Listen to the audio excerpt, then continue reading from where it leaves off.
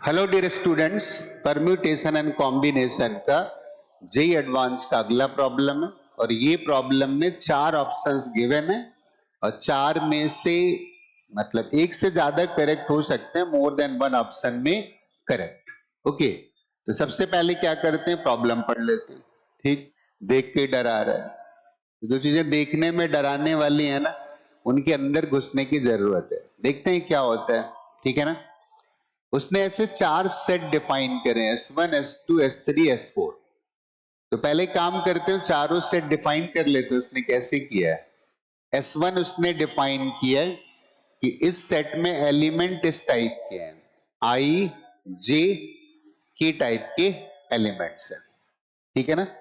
और I J K को choose कर रहा है एक और सेट से। I J K belongs to set और उस सेट में नंबर्स हैं 1 से लेकर के 10 तक।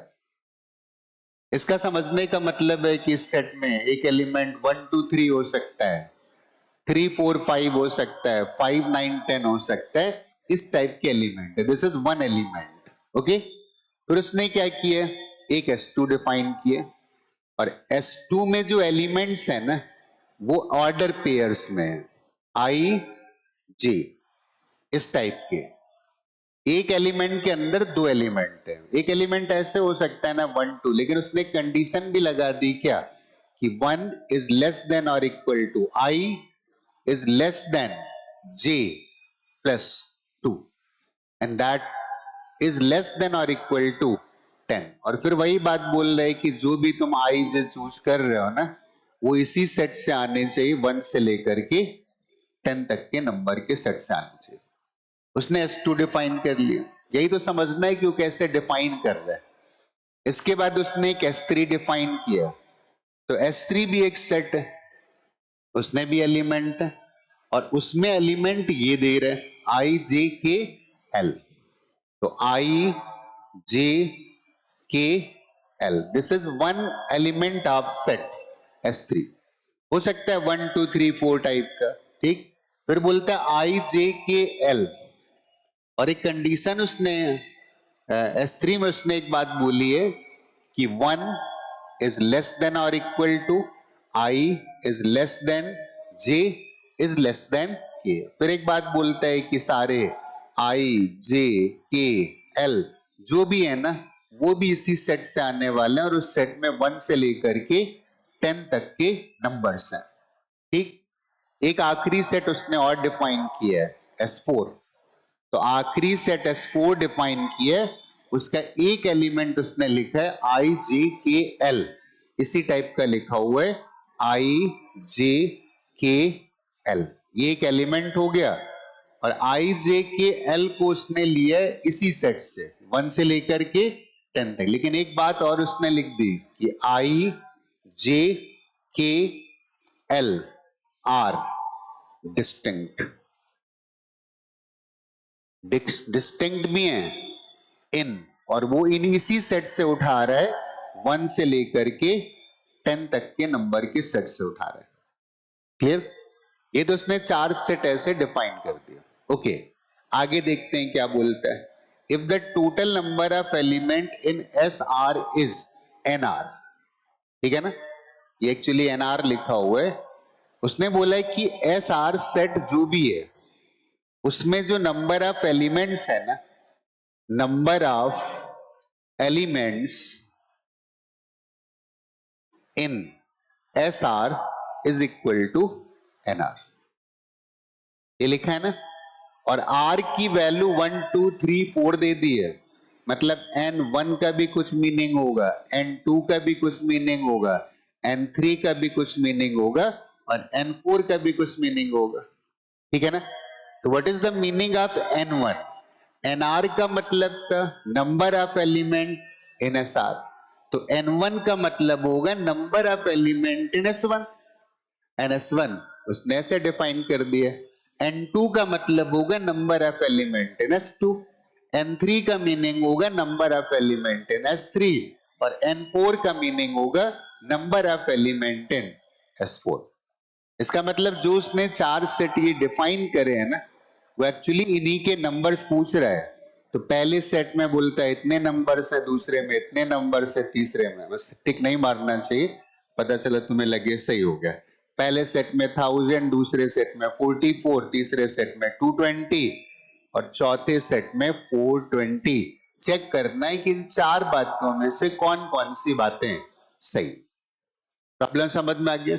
नहीं, प्रॉब्लम समझ में आ गया तो अब रास्ता भी दिखेगा। तो हम एक एक करके सब निकालते हैं, n1 निकालते हैं, n2 निकालते हैं, n3 निकालते हैं और n4 डिवाइडेड बाई 12 भी निकालते हैं। क्लियर? तो सबसे पहले n1 क्या था? n1 का मीनिंग था पहले वाले सेट में हमारे पास कितने एलिमेंट्स हैं। तो पहला सेट क्या था? पहला सेट था आई जे के, और आई जे के लिए कोई कंडीशन नहीं थी, केवल एक कंडीशन थी कि वो नंबर इस सेट से आने चाहिए। ठीक है ना? तो आते हैं फर्स्ट वाले सेट पे। तो फर्स्ट वाला सेट था S1, S1 के एलिमेंट थे आई कॉमा जे कॉमा के, और आई कॉमा जे कॉमा के ये जो भी नंबर्स है वो सब के सब इस सेट से आ रहे हैं। उस सेट में क्या क्या था? 1, 2 से लेकर के 10 तक के नंबर्स थे। क्लियर हो गया? हमें बताना है कि इस सेट में कितने एलिमेंट्स होंगे। ठीक है ना? कोई कंडीशन नहीं है। आई को चूज करने के लिए 10 वेज हैं, जे को चूज करने के लिए 10 वेज हैं और के को चूज करने के लिए 10 वेज है। तो I can be chosen from this set in 10 ways. कोई सा भी एक उठा लो। अब 1, 1, 1 भी तो एलिमेंट हो सकता है ना, 1, 2, 2 भी एलिमेंट हो सकता है, इसका मतलब रिपीटिशन भी हो सकता है। तो आई हम 10 में से कोई एक चूज कर लें और उसके साथ 10 में से कोई सा भी जे चूज कर लो, और उसी के साथ 10 वेज में से कोई सा भी के चूज कर लो। आई के हर एक वे के लिए जे के पास 10 वेज आए। आई जे के किसी भी ऑप्शन के लिए के लिए हमारे पास 10 वेज ही आने वाले हैं। इसका मतलब दीज आर टोटल 1000। इसका मतलब में पहले क्वेश्चन का आंसर मिल गया, n1 इक्वल टू 1000। क्लियर? अब चेक करते हैं कि पहले वाले सेट में कितने एलिमेंट वो दे रहा था। तो n1 की वैल्यू उसने दे दी कितना? 1000 दे दिया। इसका मतलब ए पार्ट करेक्ट हो गया। अब आते हैं बी पार्ट पर। बी पार्ट में हमें क्या निकालना था? n2 निकालना था। n2 किसके नंबर थे? इस वाले सेट के नंबर थे। ये वाला सेट कैसे डिफाइन था? इसके एक एलिमेंट में दो एलिमेंट है, दो नंबर है और दोनों नंबर यहां से, लेकिन उसने एक कंडीशन लिख दी, I1 is less than or equal to I, that is less than j plus 2, that is less than or equal to 10। तो मैं क्या करता हूं, इस सेट को लिख लेता हूं। S2 सेट में जो एलिमेंट था वो इस टाइप का था, I J, और फिर उसने I J के लिए कंडीशन भी लिखी थी कि 1 is less than or equal to I, 1 less than or equal to I, और फिर लिखा है I is less than J plus 2, I is less than J plus 2 and that is less than or equal to 10। तो less than और equal to 10, और हमें I और J सब इसी सेट से लेने, 1, 2 से लेकर के 10 तक के नंबर के सेट से। अब बताना है कि इसमें जो इस टाइप के एलिमेंट्स हैं उतने कितने नंबर्स आ रहे होंगे। तो इस कंडीशन पे ध्यान दो। ठीक है ना? एक चीज समझ में आ रही कि I की वैल्यू तो कुछ भी हो सकती, 1 या 1 से बड़ी और 10 या 10 से छोटी आ सकती। ठीक है ना? I तो कुछ भी ले सकता है ना। 1 is greater than or equal to I। ठीक है ना? अब ये वैल्यू 10 के इक्वल तक जा सकती, तो I भी कहां तक जा सकता है? 10 के इक्वल तक जा सकता है। मैं छोटा सा एग्जांपल देना चाहूंगा, ऐसे चेक करते हैं छोटे से एग्जांपल के लिए कि I less than J plus 2 है। ठीक है ना? तो J की कौन कौन सी संभावनाएं हो सकती हैं? J की वैल्यू क्या 1 हो सकती? अगर J की वैल्यू 1 आ गई तो दिस बिकम्स 3, और I 3 से छोटा होना चाहिए, तो आई के लिए हमारे पास संभावनाएं आ गई कि आई 1 हो सकता है और 2 हो सकता है। अगर जे 1 है, आई जे तो बोला ना किसी सेट से लेने, और इस सेट में 1 से लेकर के 10 एलिमेंट्स है, इसका मतलब हमारे पास आई के लिए केवल 2 ऑप्शंस हो सकते हैं, राइट। अगर जे की वैल्यू 2 के इक्वल आ गई तो दिस बिकम्स 3, और आई 3 से छोटा होना चाहिए, तो आई के लिए क्या संभावनाएं आ गई, 1 हो सकता है, 2 हो सकता है या 3 हो सकता है। अगर हमने j को 2 लिखा है तो j plus 2 becomes 4 and i must be less than j plus 2। अगर j की वैल्यू 3 होती तो j की वैल्यू 3 होती तो ये बन जाता 5। तो i किस पॉसिबल वैल्यूज के आ जाएंगी, 1 आ सकता है, 2 आ सकता है, 3 आ सकता है, 4 आ सकता है। ऐसे करते करते हम j को 4 भी लिख सकते हैं, j को 5 भी लिख सकते हैं, j को 6 भी लिख सकते हैं, j को 7 भी ले सकते हैं। अब बात आती है क्या j को 8 ले सकते हैं। अगर j को 8 ले लिया तो j प्लस 2 बिकम्स 10, तो यहां तो कंडीशन सेटिस्फाइड है। लेकिन j को 9 नहीं ले सकते, क्यों, क्योंकि अगर हमने j को 9 लिया ना, this will become 11 and 11 is not less than 10। इसका मतलब j की वैल्यू 8 तक हो सकती है। तो अगर हम j को 4 लेते हैं ना, तो i के लिए क्या आ जाएगा, 1 2 3 4 5।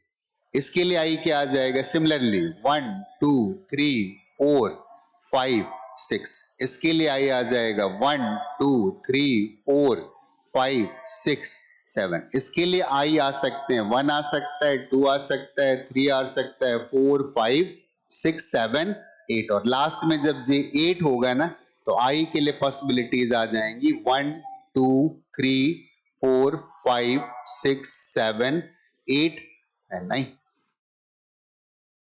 अब जब 2 ही एलिमेंट थे, j को हमने 1 रख दिया, तो j को अगर 1 रख देंगे तो there are 2 ways of selecting i, या तो 1 आ सकता है या तो 2 आ सकता है। तो इसके लिए कितने वेज आ गए, 2 एलिमेंट्स आ जाएंगे। j अगर 1 होगा ना, तो एक 1 1 आ जाएगा, एक 2 1 आ जाएगा। इसके लिए 3 आएंगे, इसके लिए 4, इसके लिए 5, इसके लिए 6 7 8 और 9। इसका मतलब इस सिंपल काउंटिंग से ही सॉल्व हो गया। तो हमारे पास दूसरे वाले सेट में अगर टोटल एलिमेंट्स निकालने थे n2, तो n2 की वैल्यू कितनी आ गई, 2 plus 3 plus 4 plus 5 plus 6 plus 7 plus 8 और प्लस 9। वैसे 9 नेचुरल नंबर का सम हो जाता, एक मिसिंग है, कौन सा, 1 वाला मिसिंग, ठीक है ना। तो 10 नेचुरल नंबर का सम कितना होता है, फर्स्ट 10 नेचुरल नंबर का सम होता है दैट इज 55। तो फर्स्ट 9 नेचुरल नंबर का सम कितना होता है, दैट इज 45, और उसमें से एक मिसिंग है, तो इन सब का सम आ जाएगा, that will be equal to 44। तो n2 की हमें वैल्यू मिल गई कितना, n2 की वैल्यू आ गई 44। चेक करते हैं n2 के लिए कुछ मैच करता है क्या, यस, बी ऑप्शन भी करेक्ट हो गई। मोर देन 1 करेक्ट में एक अच्छी बात होती है, एक ऑप्शन करेक्ट मिल गया, नंबर मिलने शुरू हो जाएंगे। 2 आ गए, एक और नंबर, अगर सारे सही चेक कर लिए तो हमें बढ़िया नंबर मिलते हैं ज्यादा। गलती से एक भी गलत हो गया तो सब ले जाता है, और निगेटिव भी बढ़िया कर देता है। ओके, अब आते हैं, इंटरेस्टिंग प्रॉब्लम है यार, ठीक है ना। n3 n3 वाला सेट, मतलब n3 नंबर इस सेट के थे।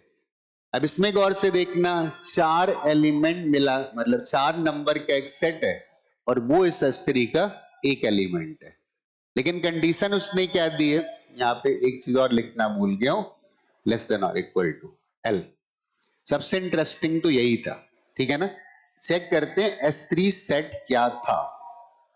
तो S3 सेट में एलिमेंट इस टाइप के थे, I J K L, right. और उसने कंडीशन क्या दी है, कंडीशन दी है कि 1 इज लेस देन और equal to I, 1 is less than or equal to I, less than J, less than K, less than L, और फिर बोलता है I J K L सब तुम्हें उठाने इस वाले सेट से, 1 2 से लेकर के 10 तक। हमको इसमें बताना है किसमें, कितने एलिमेंट्स होंगे, ठीक है ना। बड़े इत्मीनान से सोचने की जरूरत होती है। एक चीज नोटिस करना, इससे बड़ा ये, इससे बड़ा ये, और इससे बड़ा ये, और आई कुछ भी ले सकता है, 1 भी ले सकता है, 2 भी ले सकता है। इसका मतलब इस सेट में जो भी एक एलिमेंट है, उस एलिमेंट के जो 4 नंबर्स हैं वो चारों डिस्टिंक्ट हैं। यहां बहुत फोकस से सुनना मेरी बात को। तो इस क्वेश्चन को अप्रोच करने का सबसे बढ़िया तरीका था कि हमें जो आई जे के लेने थे ना, 1 2 3 4 5 6 7 8 9 10, इस वाले सेट से लेने। मैं तुमसे सिर्फ एक बात बोलता, सिलेक्शन 4 नंबर का करो, कोई से भी 4। एक काम करो, मैं तुमसे बोलता हूं कोई से भी 4 सेलेक्ट कर लो, ठीक है ना। तो कोई से भी 4 किसी ने बोला कि मैंने एक ये ले लिया, एक ये ले लिया, एक ये ले लिया और एक ये ले लिया, तो वो आ गए 3 4, 4 तो नहीं आया भाई, कौन सा आ गया, 3 5 6 एंड 8 आ गए। बस मैं एक बात बोलता, चेक करो कि क्या ये इस कंडीशन को सेटिस्फाई कर रहा है, तो देखिएगा ऐसा। अब तुम कहोगे 4 तो हमने सेलेक्ट कर ली, अगर ऐसे लिख दें तो क्या होगा, 5 3 6 8, तो सेटिस्फाई नहीं कर रहा है। तो मैंने कब बोला कि तुम अरेंज करो, अरेंजमेंट करो ही मत, 4 सेलेक्ट करके रख दो, एक ही तरीका है, कोई भी 4 ले लो, there is one way, selecting any 4 element from this set and putting in one way. One way का मतलब ascending order में लिख दो, and that becomes the one element of the set. Permutation नहीं करना है, अरेंजमेंट नहीं करना है, कोई से भी 4 सेलेक्ट कर लो, ये चारों तो वैसे भी डिस्टिंक्ट है ना, इससे बड़ा ये था, इससे बड़ा ये था, इससे कंफ्यूजन आएगा, कंफ्यूजन आएगा कि 5 पहले आ गए तो किसने बोला है। हमने कोई भी 4 नंबर का सेट सेलेक्ट किया है और हमने एक ही ऑर्डर में इसको अरेंज करना है, that is one way. Permutation होता तो 4 फैक्टोरियल से मल्टीप्लाई कर देते, क्लियर। इसका मतलब अगर हम यहां पर कोई से भी 4 एलिमेंट सेलेक्ट कर ले तो उस केस में ये कंडीशन अपने आप ही सेटिस्फाई हो जाए। 10 हमारे पास नंबर थे, तो 10 में से कोई से 4 सेलेक्ट कर लो, और ये S3 था तो इसके नंबर ऑफ एलिमेंट कितने आ गए, N3 आ गए, राइट। तो 10C4 वेज में हमने 4 एलिमेंट सेलेक्ट करे और एक ही वेज में अरेंज किया, that is ascending order, and this will be the answer. इसको चेक करते हैं, 10 factorial divided by 4 factorial divided by 6 factorial, तो this is 10 into 9 into 8 into 7 divided by 4 into 3 into 2, तो 4 into 2 becomes 8 और ये 3 से कैंसिल होगा, तो this will be equal to 210। इसका मतलब तीसरे सेट S3 में जो नंबर ऑफ एलिमेंट्स आएंगे दोज विल बी 210, और यहां पे उसने 220 दिया है, इसका मतलब सी पार्ट तो करेक्ट नहीं हो सकता है। हमने क्या निकाला, हमने निकाला 210, और वहां पे ऑप्शन क्या आंसर क्या दे रहा है, 220। इसका मतलब third set is not, third answer is not correct. अब आते चौथे वाले आंसर पे N4, और N4 का मतलब क्या है, चौथे सेट की बात करनी। तो चौथा सेट तो काफी इजी कर दिया ना उसने पहले से चौथे को थोड़ा सा डिफरेंट रखा है, इसमें कोई कंडीशन नहीं लगाई, और इसने बोल दिया कि इस सेट में एलिमेंट इस टाइप के हैं I J K L, ठीक है ना, लेकिन सारे के सारे डिस्टिंक्ट हैं। तो चौथा सेट बना लेते हैं S4। S4 क्या था, इसमें एलिमेंट ऐसे थे I J K L, right, और ये सारे के सारे I J K L distinct है, डिस्टिंक्ट भी हैं, और ये बिलोंग करते हैं किसको, 1 2 से लेकर के 10 तक के नंबर के सेट से बिलोंग करते हैं, ठीक। अगर ये डिस्टिंक्ट हो गए ना तो इनका ऑर्डर भी मैटर करेगा। अब मैं तुमसे बोलता है कि अपना ये वाला सेट लिखो, क्योंकि निकालना तो सब इसी से, 1 2 3 4 एंड टिल 10, या पूरे लिख देता हूं यार, 10 नंबर्स ही तो हैं, 5 6 7 8 9 10। हमें इसमें से कोई 4 एलिमेंट, अगर मैं कोई से भी 4 निकाल लेता, चलो ऐसे करते हैं, एक यहां से निकाल लिया, एक यहां से निकाल लिया, एक ये निकाल लिया और एक ये निकाल लिया, तो ये आगे 2 3 7 एंड 10। क्या डिस्टिंक्ट है? यस। इसका मतलब इस सेट का ये एक एलिमेंट हो सकता है, लेकिन मैं तुमसे बोलता है इसमें अरेंजमेंट भी कर दो, तो इसमें अगर अरेंजमेंट कर दोगे तो 3 2 7 10 मान लो एक अरेंजमेंट ऐसे मैंने कर दिया। अब सवाल है कि क्या ये वाला एलिमेंट भी इसी सेट का? Yes, all are distinct. इसका मतलब अब की बार अरेंजमेंट वाले एलिमेंट भी इसी सेट में है। अगर 2 3 7 10 इस सेट में है ना, तो 3 2 7 10 भी इस सेट में होगा, 3 2 10 7 भी इसी सेट में होगा। तो एक काम करते, पहले हम क्या करते हैं, 10 में से 4 सेलेक्ट कर लेते, एक एलिमेंट आ गया और इस एलिमेंट के अंदर 4 नंबर्स हैं, तो इन 4 को अगर मैं अरेंज भी कर दूं ना, तो जो भी नंबर बनेंगे वो भी सारे के सारे इसी सेट में होंगे। इसका मतलब 4 नंबर्स को अगर इधर 4 प्लेसेस पर अरेंज करना है तो देयर आर 4 फैक्टर। डिस्टिंक्ट उसने पहले बोल दिया है, S1 में डिस्टिंक्ट नहीं बोला था, कैसे भी ले लो। इसका मतलब N4 की जो वैल्यू आएगी ना, that is 10C4 multiplied by 4 factorial. 10C4 हम ऑलरेडी निकाल चुके थे 210, चेक करते हैं, लेकिन उसने पूछा N4 डिवाइडेड बाई 12, तो N4 डिवाइडेड बाई 12, तो इसको ऐसे लिख देते हैं, N4 इसकी वैल्यू कितनी थी 210, और 4 फैक्टोरियल का मतलब था 4 इंटू 3 इंटू 2, और 4 इंटू 3 होता है 12, तो इसको लेके आते हैं नीचे, तो N4 divided by 12 and this is 210 multiplied by 2, that will be equal to 420, and 420 ये वाला ऑप्शन भी करेक्ट हो गया। काफी इंटरेस्टिंग क्वेश्चन है, ठीक है ना। जे एडवांस के क्वेश्चन हमें सिखाते हैं, सोचना सिखाते हैं, हमारे टैलेंट को डेवलप भी करते हैं, हमारे टैलेंट को टेस्ट भी करते हैं।